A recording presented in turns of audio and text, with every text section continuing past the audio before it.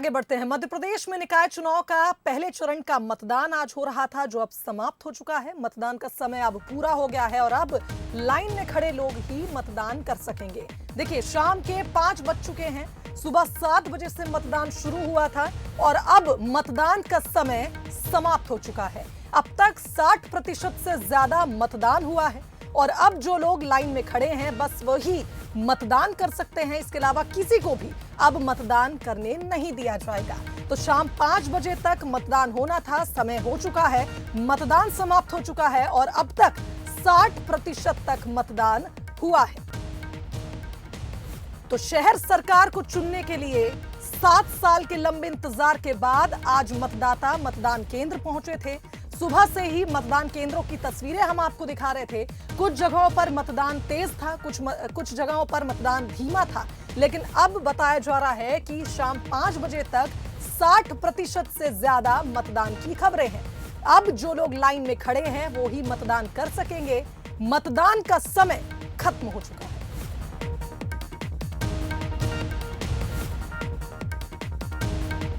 तो बता दें कि मध्य प्रदेश में निकाय चुनाव के पहले चरण का आज मतदान था।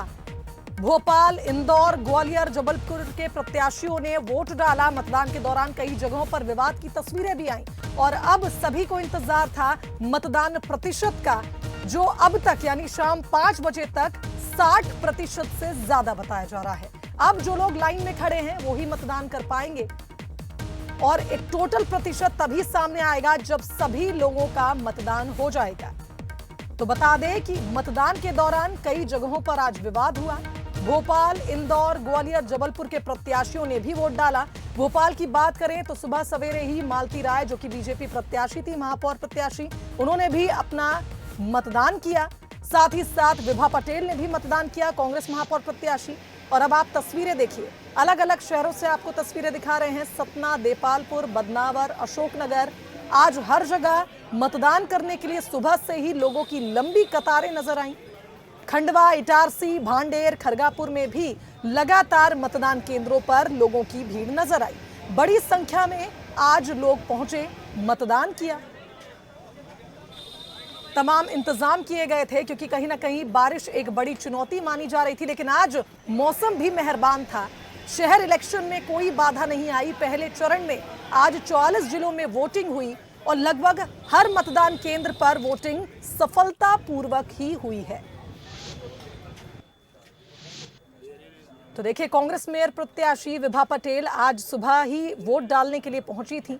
बीजेपी प्रत्याशी मालती राय ने भी आज अपने मत का मतदान किया।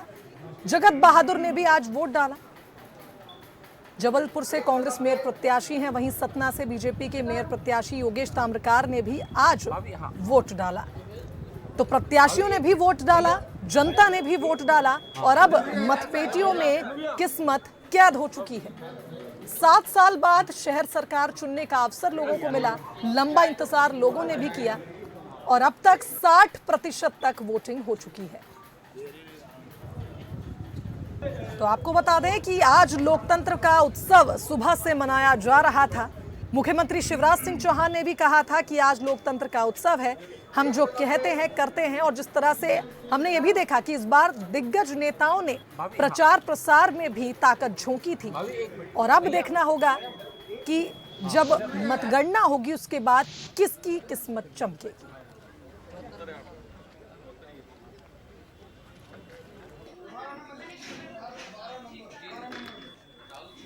तो शाम 5 बजे तक वोटिंग होनी थी।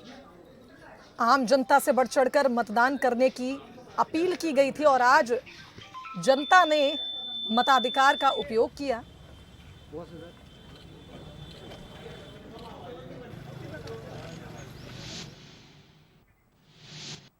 चलिए, तो हमारे साथ न्यूज हेड शरद द्विवेदी जी लाइव जुड़ गए हैं। साथ ही साथ 2 राजनीतिक मेहमान भी हमारे साथ जुड़ गए हैं। हितेश वाजपेयी जी, बीजेपी प्रवक्ता, वहीं हर्षवर्धन प्रकाश जी भी हमारे साथ वरिष्ठ पत्रकार इस खबर पर जुड़ गए हैं, इस चर्चा के लिए जुड़ गए हैं। सबसे पहले शरद जी आपके पास आना चाहूंगी। और आज पहले चरण का मतदान था, शहर सरकार चुनने के लिए। कहीं ना कहीं हमने देखा लोगों में भी काफी उत्साह था। 7 साल का लंबा इंतजार किया, सभी ने मताधिकार का उपयोग भी किया, मैंने भी वोट डाला है। किस तरह से देखते हैं अब मतदान समाप्त हो गया है?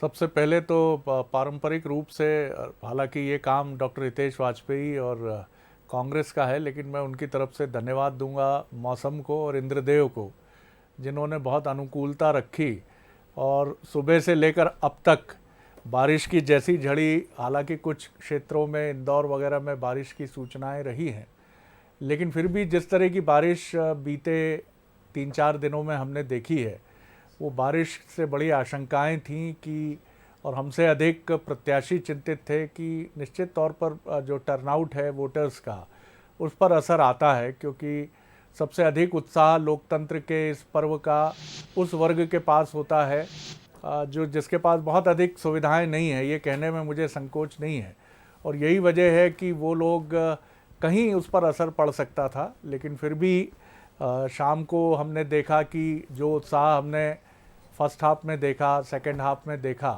शाम को मतदान केंद्र भोपाल की मैं बात कर रहा हूँ, राजधानी की, जो हमारी टीम से फीडबैक मिला जी, तो शाम तक काफ़ी संख्या कम हो गई थी, लेकिन फिर भी एक्सपेक्टेड लाइंस पर रहा है मतदान। और हम उम्मीद करते हैं कि जब फाइनल फिगर्स हमारे पास आएंगे तो एक रिस्पेक्टेबल मतदान का प्रतिशत रहेगा, और इसके लिए मौसम को बहुत एक बार फिर हृदय से धन्यवाद। शुभांगी।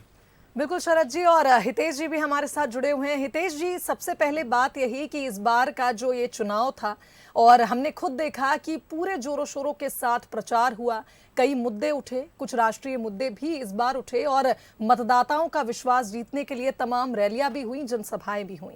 इस बार ये भी देखा गया कि सीएम शिवराज सिंह चौहान ने बीजेपी की ओर से तमाम शहरों में जाकर, क्षेत्रों में जाकर प्रत्याशियों के पक्ष में माहौल बनाया। अब चूंकि मतदान समाप्त हो चुका है और कुछ ही देर बाद प्रतिशत भी साफ हो जाएंगे कि इस बार कितने प्रतिशत का मतदान हुआ, क्या कुछ उम्मीद है भारतीय जनता पार्टी की? देखिए, ये चुनाव कैंपेन भी रहा, और जैसे शरद जी ने कहा कि मौसम के हिसाब से भी ठीक रहा। नहीं तो हमने तो यूरोप के शहरों में भी बाढ़ देखी है। जैसे ही पानी गिरता है तो नगर की जितनी भी मैनमेड व्यवस्थाएं होती है, सीवेज, ड्रेनेज, मौसम के सामने छोटी पड़ जाती हैं, और बड़ा आसान होता है सरकारों को घेरने का। तो किसी भी सरकार के लिए विपरीत मौसम जो होता है वो चुनौतीपूर्ण होता है, लेकिन ईश्वर की कृपा है, उनका भी हमारे साथ है कि भारतीय जनता पार्टी के लिए उन्होंने एक अम्ब्रेला रखा बारिश और मतदान के बीच में, जिसका हमको लाभ मिला, इससे नकारा नहीं जा सकता। दूसरी बात जो बहुत महत्वपूर्ण है, कैंपेन के दौरान जो हमको देखने में आई कि लोग, नगरीय व्यवस्था में लोग संतुष्ट हैं भारतीय जनता पार्टी से, और खास तौर से शिवराज सरकार से हम कह सकते हैं कि लोगों के अंदर एक अच्छा संतोष का भाव हमको देखने को मिला। पर इसका अर्थ ये नहीं है कि लोगों की नगर को लेकर अपेक्षाएं कमजोर हैं। और में एक का जिक्र मैंने ऑलरेडी आपसे किया, चूंकि 11 जगह मतदान लगभग हम कह सकते हो ही गया है, कि हमको आज भी हमारी नगरीय सभ्यताओं को और बेहतर ड्रेनेज और सीवेज की व्यवस्थाएं देनी होगी, जिससे कि हम प्रकृति के ऊपर निर्भरता जो है हमारी वो ना रहे। तो मुझे लगता है कि जब हमने चौड़ी सड़कें, चौराहे, पार्किंग, प्रधानमंत्री आवास, नल जल, पेयजल, इन चीजों को एड्रेस किया है, फ्लाईओवर्स, बाईपास, तो अब ये एक चुनौतीपूर्ण व्यवस्था रह गई है, क्योंकि सीवेज ड्रेनेज क्या होता है, एक शहर को हटाकर इकट्ठा नहीं डाला जा सकता, तो बसे हुए शहर में ही बनाना है, और क्योंकि पहले बना नहीं है तो स्वाभाविक है कि ये बड़ी ऐसी चुनौतीपूर्ण एक्सरसाइज होती है। लेकिन अच्छी बात यह है कि आप देखेंगे कि इंदौर, भोपाल और बड़े नगरों में आपने कुछ कुछ इलाकों में देखा होगा कि सेंट्रलाइज्ड सीवेज डिस्पोजल सिस्टम लागू किया गया है, और अच्छे से चल भी रहा है। तो मुझे लगता है कि एक बड़ा समझ में आया है कि ये काम होना चाहिए।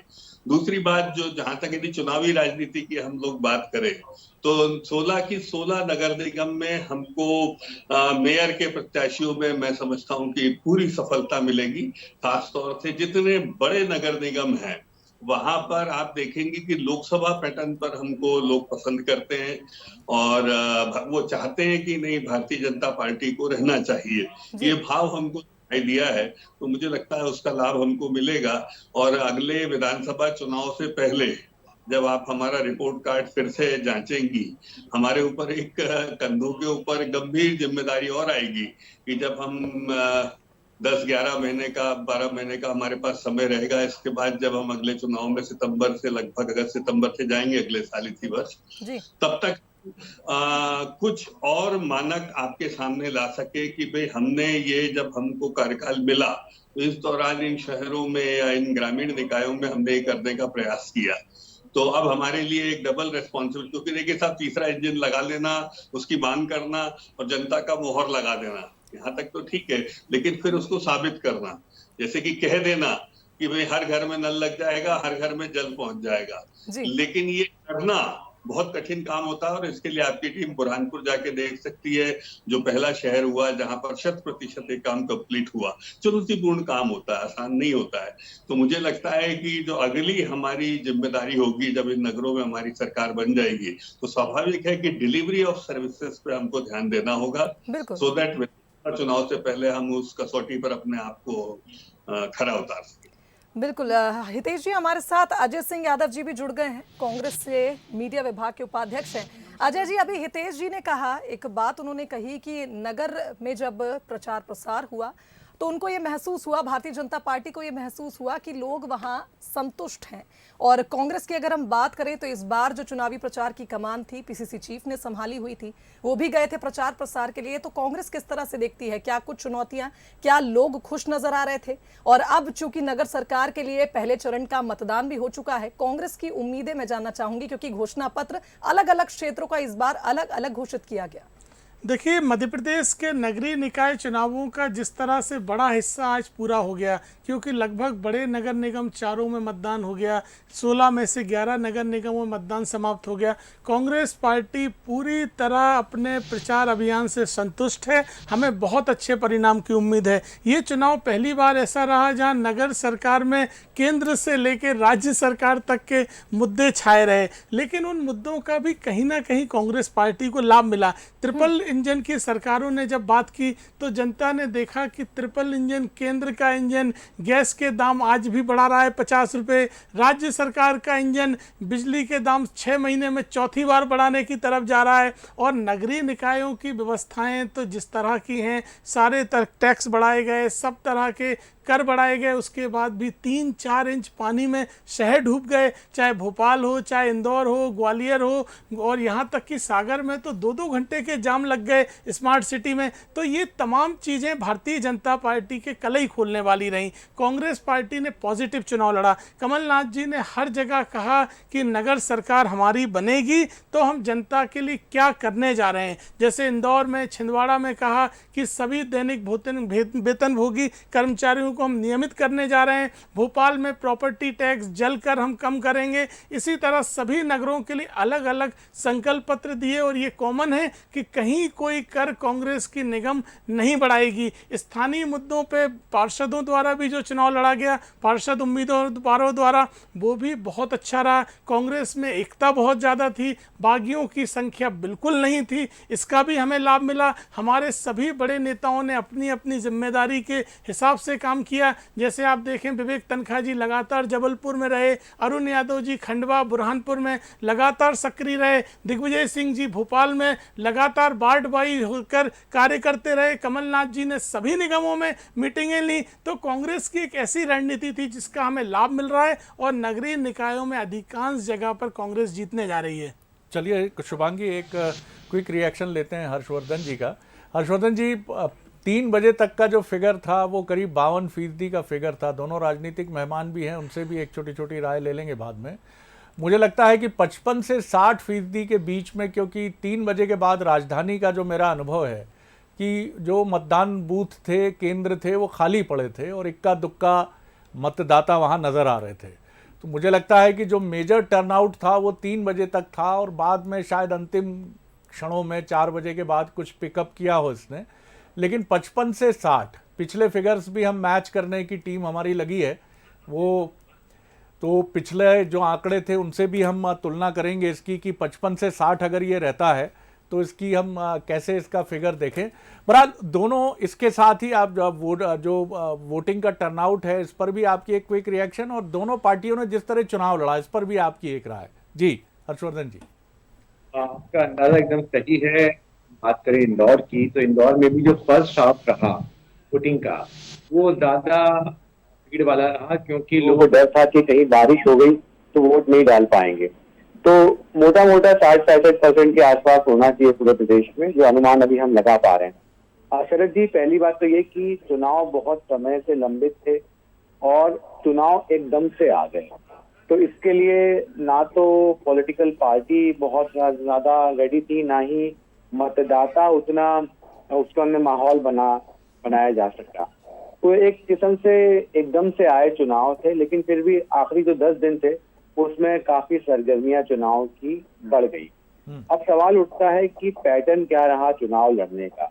देखिए, हमने देखा कि जहां तक भाजपा का सवाल है, भाजपा में नए चेहरे भी आए, उनके सामने पहचान का संकट था, लेकिन उनके साथ भाजपा की और संघ की हम एक सामूहिक शक्ति उनके साथ देख सकते हैं। लेकिन जहां तक कांग्रेस की बात करें, तो ज्यादातर इलाकों में कांग्रेस के जो उम्मीदवार थे उन्होंने अपने दम पे चुनाव लड़ा है। तो ये स्वयं बनाम संगठन का चुनाव है ये नगर निगम का, और जो भी वजह रही हो, कांग्रेस के प्रवक्ता बेहतर बता पाएंगे कि उम्मीदवार को खुद ही ताकत लगानी पड़ी अपनी जीत के लिए। लेकिन एक इसका पहलू ये भी है कि नगर निगम का चुनाव गली मोहल्लों का चुनाव होता है, और भाजपा में भी कई बागी उम्मीदवार चुनाव मैदान में हैं और कुछ निर्दलीय भी खड़े हुए हैं। तो हो सकता है कि कुछ वोटों का बंटवारा हो और इससे कांग्रेस गेन कर जाए पार्षद के पदों के लिए। बिल्कुल, आपने ये बात ठीक कही है, और इससे जुड़े कुछ और महत्वपूर्ण सवाल हैं जिनकी तरफ मैं लौटूंगा। इस वक्त सीधे चलते हैं राज्य निर्वाचन आयोग, जहां हमारे साथी आकर्ष शर्मा मौजूद हैं और उनके साथ सीनियर ऑफिशियल राकेश जी भी मौजूद हैं निर्वाचन आयोग के। आकर्ष, क्या अपडेट है? 3 बजे तक 52% था, तो क्या अनुमान लगाया जा रहा है अब? क्या 55 से 60 या इससे भी अधिक? क्या ऑफ द रिकॉर्ड भी अगर कुछ आपके पास फिगर क्लेम कर रहे हैं, भले ही ऑन रिकॉर्ड ना बोलें, निर्वाचन आयोग के सीनियर ऑफिशियल्स, क्या कहना है उनका? जी आकर्ष जी।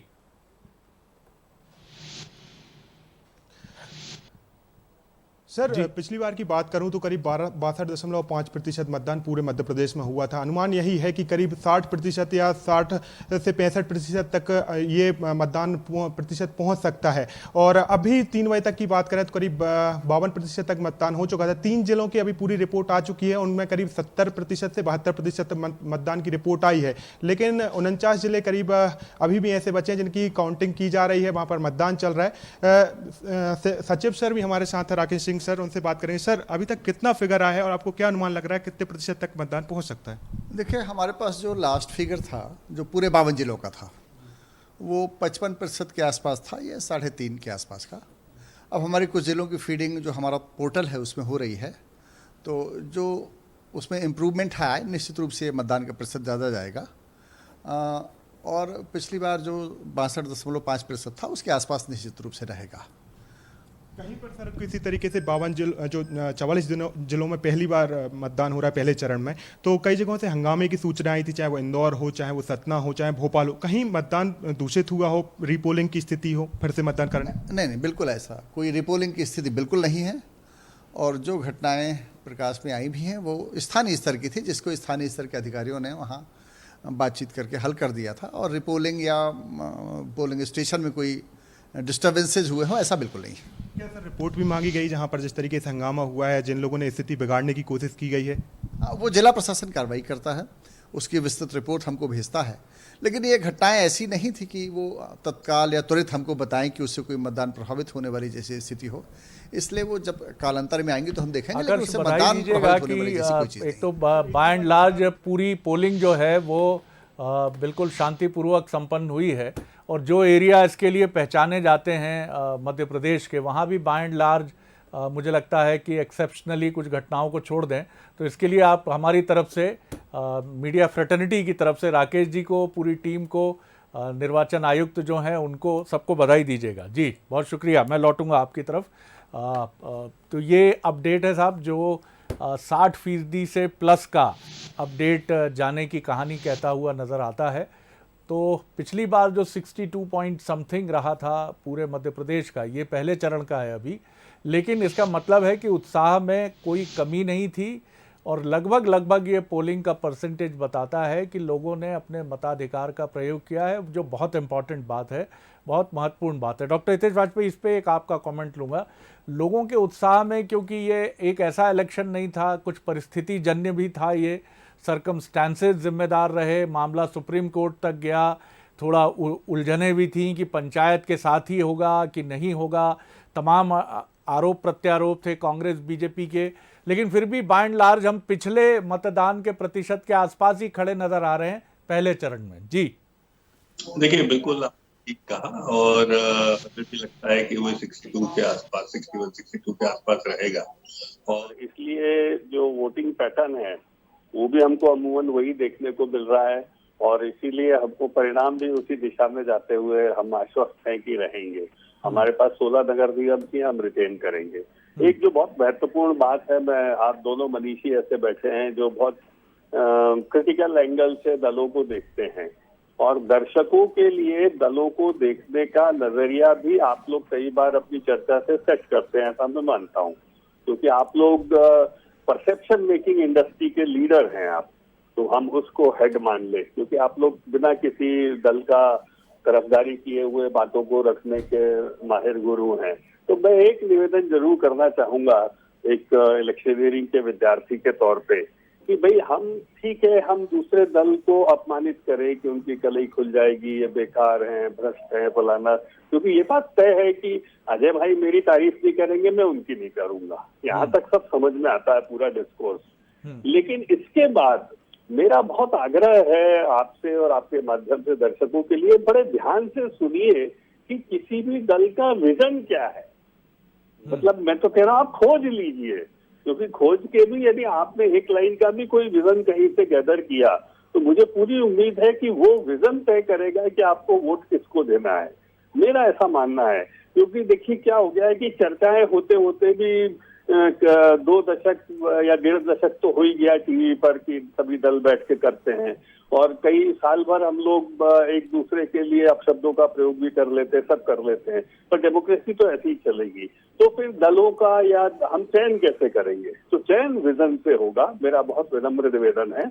मैं खुद भी अपने दल के अंदर ये मेहनत करता हूँ कि मैं केवल कांग्रेस को बुरा भला कहने से नहीं, मैं विजन क्या प्रस्तुत करूंगा, ये बहुत महत्वपूर्ण है। तो इसीलिए भ्रष्टाचार को लेकर मेरा एकमात्र का विजन है, वो ये है कि कोई भी दल यदि कहता है कि उसका विपक्ष का दल भ्रष्ट था, तो आपने अपने कार्यकाल में यदि कोई कार्रवाई की है, भले ही वो कोर्ट से बरी हो गया हो, तो उसको उद्ग्रह जरूर करें, एक दूसरे का बचाव नहीं करें, और नहीं तो ये चार्जेस हटा लेना चाहिए।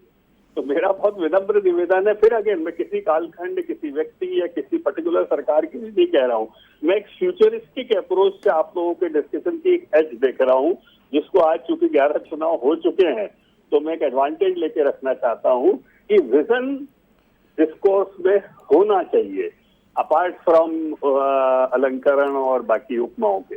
जी मैं लेकिन इसके साथ आपके इस बेहद खूबसूरत शब्द के साथ एक शब्द और जोड़ना चाहूँगा, क्योंकि ये मीडिया का अपना दायित्व जो है वो उसको निभाना ही चाहिए, लेकिन उसके साथ एक दायित्व जो आप पॉलिटिकल पार्टीज़ का है, विज़न के साथ कंजक्शन जो आप लोगों का है, उसमें वक्त के साथ बहुत बड़ी एक कमी हम लोगों ने देखी है।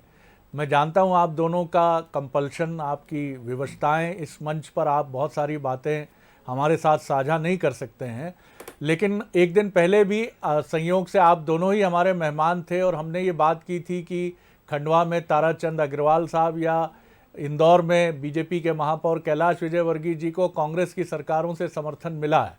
इसी तरह बीजेपी की सरकारें रही हैं तो अटल जी के समय कहीं और की सरकार रही हो तो उसको कभी शिकायत नहीं रही, केंद्र से कम पैसा मिला है। तो विजन के साथ आप लोगों का कंजक्शन बड़ा मजबूत होना चाहिए कि चुनाव लड़िए, लेकिन ये 5 साल जो वैमनस्य एक अब हम देखने लगे हैं, जिसमें दोनों तरफ से, और माफ़ कीजिएगा ये सब एक दूसरे से सीखते हैं यहाँ। अगर वो काम बीजेपी कर रही है या कांग्रेस कर रही है तो बीजेपी भी उसको अडॉप्ट करती है, और बीजेपी कर रही है तो कांग्रेस भी अडॉप्ट करती है, और ये लोकतंत्र को कहीं ना कहीं पीछे ले जाने वाली एक बात हो जाती है। लेकिन इसमें मैं फिर कहूँगा कि बड़े मन से सामने आना चाहिए। मध्य प्रदेश के मुख्यमंत्री शिवराज जी एक ऐसे नेता हैं, हम बार बार ये बात कहते हैं कि जिन्होंने यूपीए के प्रधानमंत्री मनमोहन सिंह के लिए एक अंतर्राष्ट्रीय पत्रिका के अपमानजनक रेफरेंस को खारिज कर दिया था, ये कहते हुए कि प्रधानमंत्री किसी दल का नहीं देश का होता है। जब तत्कालीन प्रधानमंत्री डॉक्टर मनमोहन सिंह को एक अमेरिकी मैगजीन ने अंडर अचीवर प्राइम मिनिस्टर कहा था। तो ये जज्बा आना चाहिए सामने। इस पर एक छोटी टिप्पणी हर्षवर्धन जी की लेकर फिर मैं अजय सिंह जी की तरफ आऊंगा। जी हर्षवर्धन जी। बात आप सही कह रहे हैं, और चुनाव में गाहे बगाहे कई बार जुबान फिसल भी जाती है, लेकिन मोटे तौर पर शरद जी देखा जाए तो चुनाव संयमित ही दिखाई दिए अभी नगर निगम के चुनाव तो मध्य प्रदेश के, और उसका बहुत बड़ा जो उसमें हाथ है राजनेताओं का भी है। मैं कम से कम इंदौर की तो गारंटी ले सकता हूं कि स्तर जो है वो नहीं गिरा चुनाव का। और इसमें बड़ी बात ये भी है कि जनता भी अगर बुनियादी मुद्दों पर बात होते देखती है तो चीजों को समझती है, लेकिन कुछ ऐसे भी वाकये सामने आए कि जो उदयपुर और अमरावती की जो घटनाएं हैं, उन घटनाओं की गूंज भी कहीं न कहीं नेपथ्य में या फिर मंचों पे सुनाई दी। उससे मतदाताओं का ध्यान जो बुनियादी मुद्दे थे उनकी तरफ थोड़ा सा घट गया। लेकिन मोटे तौर पे चुनाव शहर की जो दिक्कतें हैं और समस्याएं हैं उन पे केंद्रित रहे, और मुझे लगता है कि अच्छी नगर सरकार हम लोग देखें। यह आपने बिल्कुल ठीक कहा, और डॉक्टर वाजपेयी की इस बात से हम सभी सहमत होंगे कि विजन पर अधिक से अधिक चर्चा लोकतंत्र में होनी चाहिए, और ये विजन सेंट्रिक आना चाहिए, क्योंकि आलोचना बहुत थका देती है सर। हम तीन जो यहाँ बैठे हैं, मतलब एक एंकर शुभांगी भी हमारे साथ हैं, हमारे साथ हर्षवर्धन जी भी हैं, और दो राजनीतिक मेहमान हैं। आमतौर पर हमारी बहसों का जो शुरुआत है वो होती है ये अच्छे नहीं है, ये अच्छे नहीं। मैं बताऊं क्या आपको, मैं आपको समझाऊं क्या, ये अरे अरे अरे आप ही तो कह रहे थे, आप ही तो ये बता रहे थे। इन सारी चीज़ों से हम अक्सर या तो हम उबासी लेने लगते हैं, भले ही स्क्रीन पर ना लें, लेकिन उसके बाद कहते हैं बहुत बड़ी थकान लगती है। तो कुछ मौलिक चीज़ें सामने आएँ, और ये तब तक नहीं होंगी जब तक हमारा लोकतंत्र अधिक से अधिक विजन सेंट्रिक नहीं होगा। अजय जी एक छोटी टिप्पणी, फिर मैं इंदौर चलूँगा, जहाँ हमारे साथी वहाँ मतदान केंद्रों में जो पंक्ति में लगे मतदाता हैं, जिनको अब अधिकार है क्योंकि 5 बजे के बाद मतदान नहीं है। लेकिन एक छोटा रिएक्शन आपका, फिर इंदौर चलेंगे। देखिए शरद जी, एक चीज़ बहुत महत्वपूर्ण बार बार आई कि नगर सरकारों को राज्य सरकारों से सहयोग तभी मिलेगा जब उसी दल की होंगी। मैं कोट करता हूं, पूर्व मुख्यमंत्री बाबूलाल गौर जी कई बार कहते थे कि कमलनाथ जी ने विशेष तौर पर मध्य प्रदेश को मदद करी, जबकि केंद्र में कांग्रेस की सरकार और राज्य में भारतीय जनता पार्टी की सरकार थी। तो इस तरह की बातों के लिए जगह नहीं होना चाहिए राजनीति में कि अगर उसी दल की निगम नहीं होगा तो राज्य सरकार मदद नहीं करेगी। राज्य सरकार का दायित्व है कि निगमों को मदद करे। दूसरी तरफ आरोप प्रत्यारोपों के बीच में एक चीज़ बहुत बार बार आई, भ्रष्टाचार के मामलों को विपक्ष ने उठाया। भोपाल में तो महापौर प्रत्याशी भाजपा की बार बार कह रही थी कि मैं भ्रष्टाचार समाप्त करूंगी नगर निगम में, जबकि पिछले 13 साल से भोपाल में नगर निगम भारतीय जनता पार्टी की थी। तो ऐसे में कौन सा भ्रष्टाचार अपनी ही पार्टी के नेताओं के ऊपर सवाल था। साथ में हर्षवर्धन जी ने जो बात कही कि कांग्रेस के पार्षद प्रत्याशी स्वयं प्रचार में दिखाई दिए, इस मामले में ये बहुत महत्वपूर्ण है कि केवल 16 महापौर प्रत्याशियों के चुनाव हैं जो बड़े चुनाव हैं, उसके अतिरिक्त नगर पालिका, नगर परिषद और नगर निगम पार्षद का चुनाव तो स्थानीय स्तर पर पार्षद प्रत्याशी का सबसे महत्वपूर्ण रोल होता है। निगम महापौर के लिए सभी जगह कमलनाथ जी ने प्रचार किया, हमारे तमाम बड़े नेताओं ने प्रचार किया, और मैंने आपको बताया था कि बूथ के लिए भी विशेष स्ट्रेटेजी हमने इस चुनाव में बनाई। जनता तक हम अपनी बात पहुंचाने में सफल हुए। एक और महत्वपूर्ण बात है कि जो चुनाव लेट हुए उसका दोष भी भाजपा के ऊपर गया। न्यायिक प्रक्रिया अलग है, लेकिन जनता मानती है कि सरकार का दायित्व है सभी तरह की विसंगतियों को दूर करके समय पर चुनाव करवाना। तो चुनाव में जो 2 साल देरी हुई उसका भी भारतीय जनता पार्टी को खामियाजा भुगतना पड़ेगा।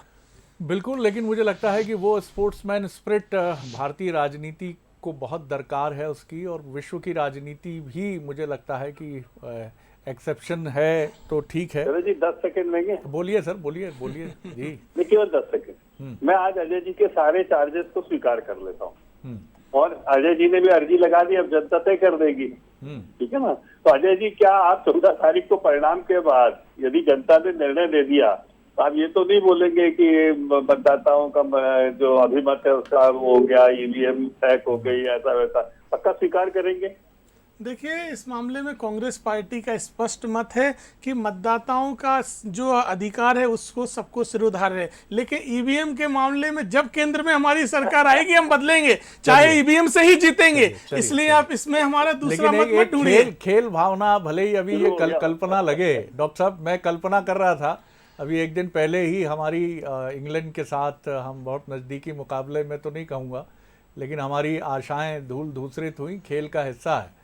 लेकिन मैं सोचता हूं अगर खेल में भी राजनीति की ये प्रवृत्ति आ जाए कि ये जो रूट की तो ग्रिप ही ठीक नहीं है, ये क्या बैटिंग करेगा, और ये विराट कोहली क्या समझता है, ये जरा सी बात में चीखने लगता है, ये क्या समझता है कि दिल्ली से आया तो हम पे छा जाएगा।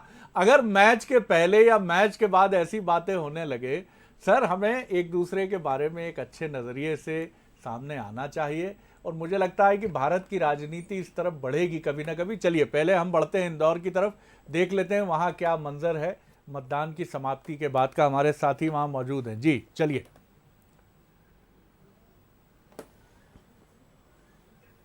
पीयूष जी बताइए क्या क्या तस्वीर है वहाँ। जी तो भैया 5 बजे का जो समय मुकर्रर किया गया, जी देखिए बिल्कुल जिस तरीके से 5 बजे का ये निर्धारित समय था उसके ठीक बाद में अगर हम लोग बात करें, इस वक्त मैं वार्ड क्रमांक 47 के बूथ नंबर 1227 पे मौजूद हूँ। और सबसे पहले आपको एक तस्वीर मैं दिखा दूं कि यहाँ पर जो मेन गेट है उसे पूरी तरीके से बंद कर दिया गया है। अंदर कुछ वोटर्स जरूर थे, लेकिन 5 बजे के ठीक कुछ देर बाद तक वोटिंग हुई, लेकिन अब कहा जा सकता है कि यहाँ पर वोटिंग का जो प्रक्रिया थी वो पूरी तरीके से खत्म हो गई है। और जो निर्वाचन अमला है शरद जी, वो आप देख सकते हैं कि जो अंतिम प्रक्रिया होती है उसे अंजाम देने में लगा हुआ है। और कुछ ही देर में यहाँ से जो ईवीएम मशीनें हैं वो सीधे तौर पर स्ट्रांग रूम के लिए रवाना होगी। और सबसे बड़ी भूमिका निर्वाचन अमले की काफ़ी रही।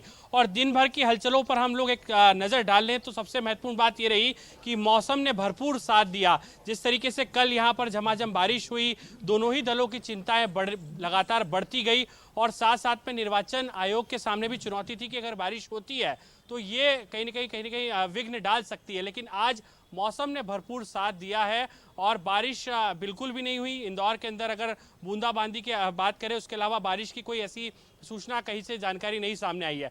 और सबसे महत्वपूर्ण बात ये रही कि बारिश को लेकर जो प्रेडिक्शन था उसे लेकर तमाम पॉलिटिकल दल के कार्यकर्ता काफ़ी चिंतित थे। और शायद यही वजह थी कि जहां भी हम जा रहे थे वहां पर नेता एक ही बात कर रहे थे कि 12-1-2। चलिए बहुत बहुत शुक्रिया पीयूष। इस वक्त सीधे डॉक्टर नरोत्तम मिश्रा जी, मध्य प्रदेश के गृह मंत्री, संसदीय कार्य मंत्री डॉक्टर नरोत्तम मिश्रा हमारे साथ जुड़ गए हैं। डॉक्टर साहब बहुत स्वागत करता हूं आपका बंसल न्यूज़ पर। और पहली प्रतिक्रिया मतदान समाप्ति के बाद की आपकी, मौसम ने बहुत साथ दिया, बड़ी बड़ी आशंकाएं थी, काले बादल चिंता पैदा कर रहे थे, लेकिन आपकी मुस्कुराहट की तरह मौसम ने भी खूब साथ दिया। क्या कहेंगे आप? जी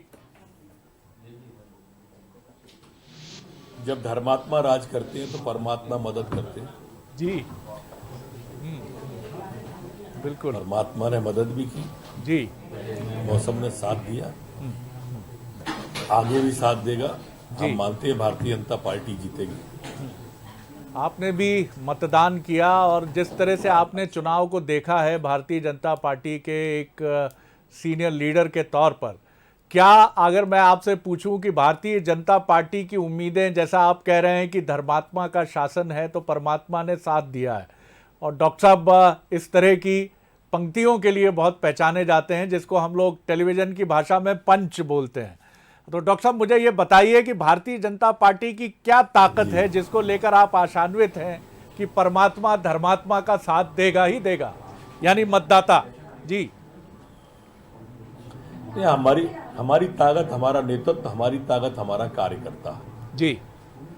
हमारे नेतृत्व ने जो विकास के काम किए, जो विचार लोगों के सामने रखा है, आप देख रहे होंगे माननीय शरद जी के लंबे समय से जनता साथ दे रही है। बाकी लोग सिर्फ बातें करते हैं, हमारा नेतृत्व काम करता है, और जब हम काम करते हैं तो जनता का विश्वास अर्जित करते हैं। और इसलिए पिछले 20 साल से हमेशा वोट शेयर हमारा ज्यादा रहा है। जी एक चीज़ के लिए आपके विभाग को और आपकी टीम को बधाई ज़रूर देंगे हम कि bye and large Madhya Pradesh में कुछ बहुत छोटी घटनाएं सामने आई हैं जिनको मैं हिंसा से जुड़ी घटना भी नहीं कह सकता हूं, मामूली कुछ जगह झड़पें हुई हैं, इंदौर की बात करें, लेकिन बाय एंड लार्ज जो पहला चरण है पीसफुल रहा है, दूसरा चरण भी ऐसा समाप्त हो, इसके लिए आपकी टीम को बधाई। इसके लिए मतदान कर्मियों और पुलिस की टीम को बधाई आप भी देना चाहेंगे? बंसल न्यूज की तरह मैं भी बधाई देता हूं उन सभी को जी। तो सब कुछ शांतिपूर्वक निपटाए। जिनको आप झड़प कह रहे हैं, ये तो इस तरह के मतदान में झड़प नहीं कहलाती है, नोक-झोंक कहलाती है। जी, बहुत शुक्रिया डॉक्टर साहब, बहुत धन्यवाद। तो डॉक्टर नरोत्तम मिश्रा, जिनका कहना है कि भारतीय जनता पार्टी की ताकत उसका नेतृत्व है, उसकी शक्ति है, और मध्य प्रदेश में उनका ये भी दावा है कि धर्मात्मा सरकार है, जो ईश्वर से जिसका कनेक्शन जुड़ा है, इसीलिए उन्होंने तुकबंदी जोड़ी है कि धर्मात्मा है तो परमात्मा भी साथ है। एक छोटी रिएक्शन तो डॉक्टर हितेश वाजपेयी की बनती है, कुछ सोच रहे हैं वो भी कि क्या वो भी जड़ें इस पर आगे की पंक्ति। जी डॉक्टर साहब। नहीं साहब, चूंकि चर्चा को फिर अपन डिलीवरेबल पर लेके आ गए जी, तो डिलीवरेबल पर अभी तक क्योंकि मैंने कुछ कहा नहीं था, तो मुझे लगता है कि अब अन्याय हो जाएगा, क्योंकि बार बार अजय जी चर्चा को उसी की तरफ ला रहे हैं। तो जैसे मैं एक उदाहरण आपको दूं शरद जी, शर्मा जी भी जानते हैं बहुत अच्छे से, वहां से इंदौर में उन्होंने देखा है उसको कि 21,000 एकड़ जमीन जब शिवराज जी ने अतिक्रमणकारियों से शासकीय और निजी दोनों स्तर की मुक्त कराई एक अभियान को लेकर, ये एक बहुत बड़ा अभियान था। कई मध्यम वर्गीय लोगों का कब्जा हो रखा था। इंदौर में ही मेरे साथ के एक डॉक्टर हैं, वो पीडियाट्रिक सर्जन हैं, और दिल्ली में वो आम आदमी पार्टी की कार्यकर्ता भी हैं, समर्थक भी हैं। लेकिन जब उनके बुजुर्ग माता पिता की एप्लीकेशन, तो उन्होंने मुझे भी फॉरवर्ड किया। मैंने इंदौर कलेक्टर को वहां भेजा, जो एक अभियान चल रहा था साल भर पहले, आपको ध्यान होगा, और आज वो प्लॉट उनके पास है। तो ये चीजें बहुत महत्वपूर्ण है, लोगों को टच करती हैं शरद जी। ऐसा नहीं है कि लोग इस बात को देखते नहीं है। आज नगरीय सभ्यता में गुंडागर्दी का ना होना, डिलीवरी ऑफ सर्विसेज का मोबाइल ऐप पर होना, देखो मांगे तो अनंत है, होंगी भी और होती भी जाएंगी। स्वच्छता की प्रतिस्पर्धा में नगर निगम के अमले को सड़क पर काम करते देखना और लगातार शहर का स्वच्छ होकर आना, और वाकई में है, इंदौर की अपनी एक अनुभूति है। तो जब इस दिशा में हम काम करते देखते हैं, तो आप MR10, MR11, जो मैंने आपको पिछली बार भी कई बार कहा, ऐसे कुछ तो उदाहरण कांग्रेस देगी कि नहीं देगी, या केवल हमारी परनिंदा करके निकल लेना चाहती है। ये मैं कहना चाहता हूं बहुत मजबूती के साथ में कि भाई कोई भी दल जब गवर्नेंस करे तो अपने गवर्नेंस काल के कुछ उदाहरण तो प्रस्तुत करे, जिसके आधार पर कोई निर्णय कर सके या तुलना कर सके। ये बहुत महत्वपूर्ण होता है। दैनिक वेतन भोगी की जिसकी बात कर रहे हैं अजय जी, दैनिक वेतन भोगी के जन्मदाता दिग्विजय सिंह जी की सरकार रही है। आप सबको वो आंदोलन बहुत अच्छे से याद रहा होगा। और 2003 में जब हमने उनको अपदस्थ किया, तो उन दैनिक वेतन भोगियों की महती भूमिका थी, और यही कारण है कि उन दैनिक वेतन भोगियों को बड़ी मात्रा में सभी विभागों में नियमितीकरण भी किया गया। संविदा कल्चर उन्होंने पैदा किया, उस संविदा कल्चर को हमने वर्गीकरण किया। आपको गुरुजी कल्चर याद होगा, हर आदमी जो भर्ती होता था गुरुजी हो जाता था। डॉक्टर साहब एक शिक्षा के क्षेत्र में बनाया। छोटा सा एक विषयांतर है, छोटा सा एक विषयांतर है, लेकिन बड़ी खबर है। RCP सिंह ने भी केंद्रीय मंत्रिमंडल से इस्तीफा दे दिया है, और इनका भी राज्यसभा का टर्म जो है आगे बढ़ने वाला नहीं था। तो बड़ा सवाल है। डॉक्टर साहब से ही हम थोड़ा सा जान लेंगे, टटोलने की कोशिश करेंगे कि क्या इसका अर्थ आगे क्या है। जिस तरह मुख्तार अब्बास नकवी साहब के लिए तो ये कहा गया कि उनको कोई बड़ी जिम्मेदारी मिल सकती है और कोई बड़ा संवैधानिक पद, जो उपराष्ट्रपति की तरफ भी संकेत किया गया। लेकिन RCP सिंह जो JDU से जहाँ तक हम जानते हैं इकलौते मंत्री थे, उनका भी इस्तीफा हुआ है। तो क्या कैबिनेट आगे जाकर कुछ कैबिनेट का एक छोटा रिशफल करने के बारे में प्रधानमंत्री की मंशा है, ये तो वक्त बताएगा। विशेषाधिकार उन्हीं का है। जी डॉक्टर साहब, एक छोटी प्रतिक्रिया इस पर भी आपकी, दोनों इस्तीफों पर। मैं तो इन घटनाओं पे बस इतना कह सकता हूँ सर, जैसे आप देख रहे हैं ऐसे ही मैं भी देख रहा हूँ, और हम सब बहुत अच्छे से 2-3 बातें जानते हैं। पहली चीज, इस देश को नरेंद्र मोदी जी न केवल देश को, देश की राजनीति को भी एक नई दिशा और दशा देने का प्रयास कर रहे हैं। बहुत बड़ा क्षेत्र है ये, 70 साल का जमा हुआ क्षेत्र है, लेकिन वो कोशिश कर रहे हैं, जिसकी आलोचना भी होती है लेकिन उनके जो प्रयास है वो बहुत मजबूत हैं। दूसरी चीज बहुत इम्पोर्टेंट है कि उनके रोड मैप में केवल कांग्रेस ही नहीं है। आज जब मैं आपसे बात कर रहा हूं तो उत्तर प्रदेश की विधान परिषद में जो आखिरी सदस्य कांग्रेस के होते थे वो भी रिटायर हो गए आज।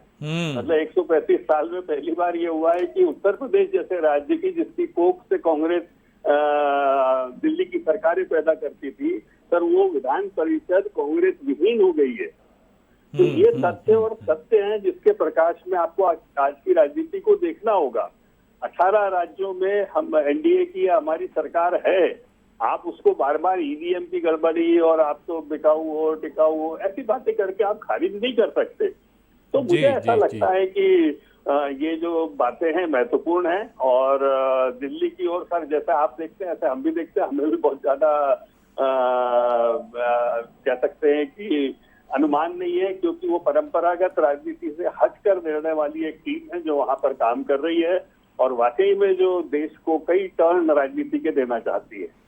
चलिए, तो प्रधानमंत्री ही बेहतर इसके लिए सबसे बेहतर जानकार वही हैं कि क्या कारण है, लेकिन इतना ज़रूर है कि बीजेपी के बारे में ये ज़रूर कहा जा सकता है कि इस समय बीजेपी एक रीस्ट्रक्चरिंग मोड पर जाने की कोशिश कर रही है with in the periphery of एक जो पॉलिटिकल हद होती है।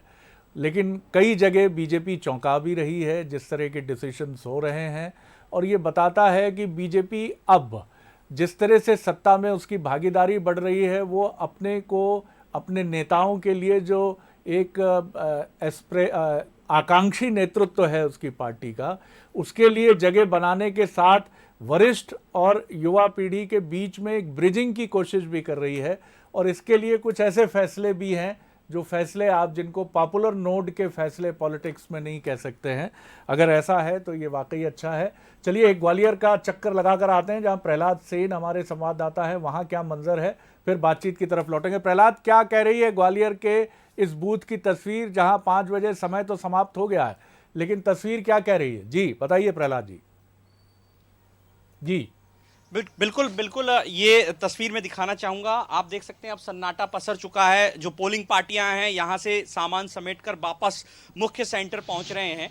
और ये तस्वीर अकेले इस बूथ की नहीं है, ऐसे और कई बूथ हैं, क्योंकि शरद जी हम देखें तो जिस तरह का उत्साह विधानसभा के उपचुनाव में देखने को मिला था, सुबह से ही कतारें लगी थी, लेकिन वो उत्साह नगरीय निकाय चुनावों में देखने को नहीं मिला। रही सही कसर मौसम ने पूरी की। सुबह भीषण गर्मी थी, उसके बाद जिस तरह से बारिश का सिलसिला शुरू हुआ तो ये बहुत कुछ प्रभाव डाला इसने और उसका असर देखने को मिला।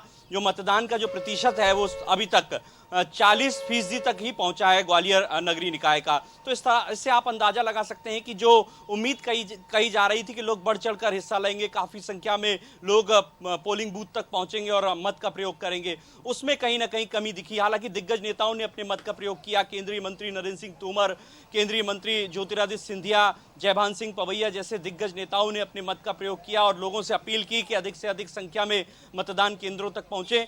लेकिन वो भी कहीं ना कहीं थोड़ी सी वो कमी यहाँ पर लगी, उत्साह उतना नहीं दिखा। शरद जी बिल्कुल प्रहलाद जी, कुछ नेटवर्क कंजेशन के चलते आपकी तस्वीर शुरू में बहुत साफ नहीं थी, लेकिन लोकतंत्र में जो सरकारों की तस्वीरें हैं वो बड़ी साफ होनी चाहिए और इसके लिए जनता का एक बहुत साफ प्रतिशत सामने आना चाहिए मतदान का। जिस भी तरफ हो, खुशी दे तू मुझे या गमों की इंतहा कर दे, खुदा तू इस तरफ कर दे या कि मुकम्मल इस तरफ कर दे। हर्षवर्धन जी, ये बहुत ज़रूरी है लोकतंत्र का चेहरा, क्योंकि माफ़ कीजिएगा जिस तरह की तस्वीर महाराष्ट्र की है, मध्य प्रदेश में भी इस बार हमने देखा। हमारी आदत नहीं है मध्य प्रदेश में ऐसी सरकारों को देखने की जो बहुत कम मेजॉरिटी से सत्ता में रहें और खींचतान की स्थितियां बने। और जिस तरह का दृश्य हमने देखा है तो यही दिल करता है कि मतदाता तू अच्छे प्रचंड वोट से जिसको भी दे रहा है उसको साफ तौर पर एक किनारे कर दे तो ज़्यादा बेहतर है। जी देखिए, आपने नब्ज पकड़ ली साहब, और मुझे याद है शिवराज सिंह चौहान का भाषण, वो लगातार भाजपा नेताओं को आगाह करते थे कि देखो भैया, अगर महापौर कांग्रेस का बन गया तो उद्घाटन को तरफ जाओगे, और दूसरी ओर जनता से वो अपील करते थे कि अगर, इशारा करते हुए, साफ नहीं कहते थे कि अगर महापौर कांग्रेस का बन गया तो भोपाल की सरकार अलग चलेगी और शहर के लिए चलेगी। तो ये बहुत जरूरी है कि एक तादाद में बना रहे, एक तालमेल बना रहे। लेकिन जो आपने पहले इशारा किया था, आसन अग्रवाल की बात की या फिर कैलाश विजयवर्गीय की बात की इंदौर में, कि कैलाश विजयवर्गीय इंदौर के महापौर थे, भाजपा के थे, सरकार दिग्विजय सिंह की थी, भोपाल में कांग्रेस की थी, लेकिन उनके बीच एक बहुत अच्छा तालमेल बना रहा और इंदौर के विकास के लिए फंड्स की उतनी दिक्कत नहीं आई। लेकिन आज शरद जी वो सौजन्य मुझे दिखाई नहीं देता राजनीति में। अगर फर्ज कीजिए किसी शहर में, बड़े शहर में महापौर कांग्रेस का बन गया और सरकार तो भाजपा की रहनी है अगले साल तक और उसके बाद भी रह सकती है, तो एक खींचतान स्वाभाविक है और इस खींचतान का असर शहर के विकास पे पड़ना तय है। अब ये सवाल राजनीति के सामने हम छोड़ते हैं कि अगर ये स्थिति बनती है तो नज़ीर कैसी पेश की जाएगी। बिल्कुल, और आपने जो बात कही, मैं एक छोटा सा, अभी ज़्यादा वक्त नहीं हुआ, जब कैलाश जी का इंटरव्यू हमने किया तो हमारी जब बात उनसे हो रही थी तो उन्होंने कहा जब मैं पहले टर्म का महापौर था और विधायक भी रहा तो विधानसभा का सत्र किसी विषय को लेकर बहुत रात 11:30 बजे तक चला और बड़ी झमाझम बारिश थी, मानसून सत्र था, दिग्विजय सिंह चीफ मिनिस्टर थे, तो और उसी दौरान मेरा भाषण बड़ा तूफ़ानी था और सरकार पर एक तरफ पानी बरस रहा था, मानसून बरस रहा था, दूसरी तरफ बीजेपी के विधायक के नाते मैं कांग्रेस की सरकार पर बरस रहा था।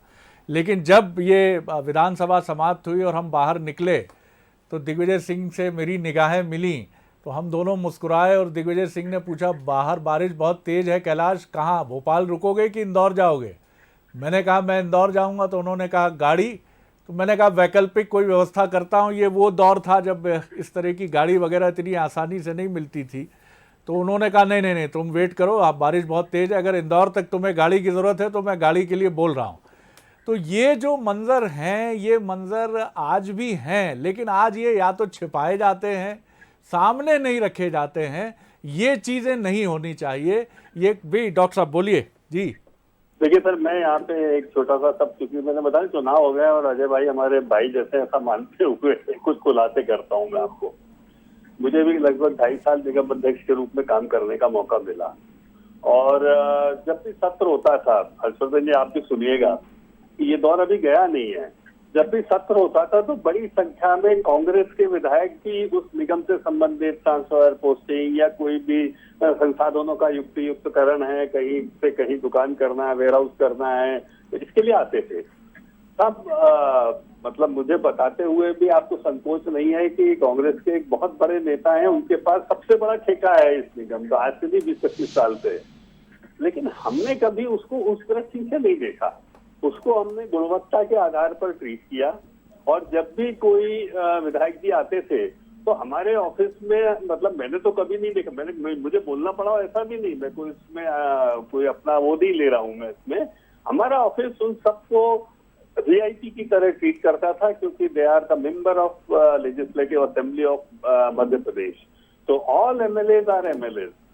तो मुझे ऐसा लगता है कि मध्य प्रदेश बहुत खूबसूरत जगह है। और हर्षवर्धन जी आपने जो कहा ना कि हमारे यहाँ के चुनाव जो होते हैं क्यों शांति प्रिय होते हैं, कि हम लोग टीवी पे कितने ही झगड़ ले 5 बजे 8 बजे, जैसे ही कैमरा बंद होता है ना तो ऐसा नहीं है, दर्शकों को खुले रूप में कह दूं, हम में से बहुत अच्छे और बहुत अच्छे मित्र हैं। आपके मुंह में घी शक्कर, आपके मुंह में घी शक्कर, और ईश्वर करे मध्य प्रदेश की राजनीति का ये सौहार्द इसी तरह बना रहे। कैमरे के सामने चलने दीजिए सर, कैमरे के सामने हम एंकर्स भी बड़ी नौटंकी करते हैं और इसके लिए सुख्यात हैं, कुख्यात हैं, जो भी आप बोलिए।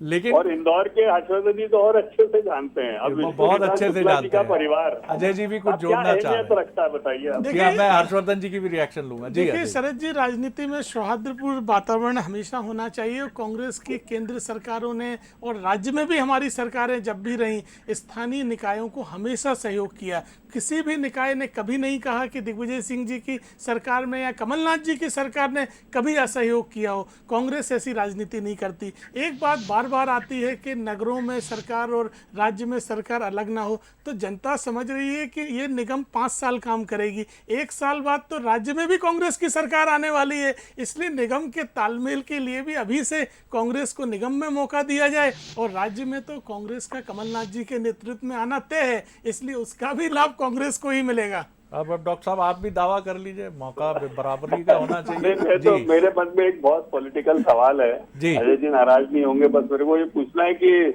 अजय भैया सतना में भी चुनाव है, अजय सिंह जी नहीं दिख रहे मुझे, कान की फोटो भी नहीं आई ऐसे उंगली दिखाते नहीं, हुए। अजय सिंह जी ने गोविंद रीवा सिंह में जी भी के प्रचार किया, सिंगरौली में भी प्रचार नहीं, किया, अभी- सतना में भी प्रचार किया। मैं आपको तीनों जगह के विजुअल्स उपलब्ध करवा दूंगा। रीवा में तो और हमने भी देखा साहब, और क्योंकि उनसे मतदाता वो बातचीत भी चुरहट हुई। के हैं तो कैसे उंगली दिखाई नहीं, रीवा देगी, तो वो तो गया। ग्रामीण इलाके के जी। मतदाता हैं। रीवा में तो उनसे नहीं बातचीत भी विधायक हुई। के साथ चुरहट के ग्रामीण नहीं, ग्रामीण ग्राम पंचायत के मतदाता हैं हर्षवर्धन वो। जी, बहुत कम वक्त है मेरे पास, एक छोटा, जो डॉक्टर साहब भी कुछ कह रहे थे आपसे, आपका एक छोटा रिएक्शन आपका, फिर मैं शुभांगी की तरफ चलूंगा। जी देखिए, आज जब मतदान हो रहा था तो इंदौर में पुष्यमित्र भार्गव जो हैं भाजपा के उम्मीदवार, और जो कांग्रेस प्रत्याशी हैं संजय शुक्ला, वो मिले और बहुत मतलब गर्मजोशी के साथ मिले और उनकी फोटो वायरल भी हो गई। तो सौजन्य तो बना रहा, लेकिन एक पॉलिटिकल पहलू ये भी है शरद जी कि ये जो शिवराज सिंह चौहान की जो नई सरकार है, मतलब कमलनाथ सरकार के जाने के बाद, ये चुनाव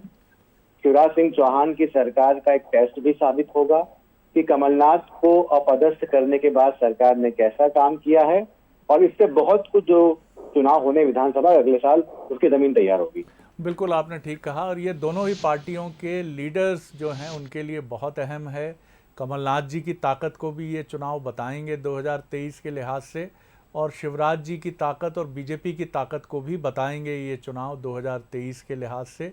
और साथ ही जनता का जो विश्वास है वो किस तरफ है, इसकी भी एक झलक आपको इन निकाय के नतीजों से आपको बहुत साफ तौर पर मिलेगी।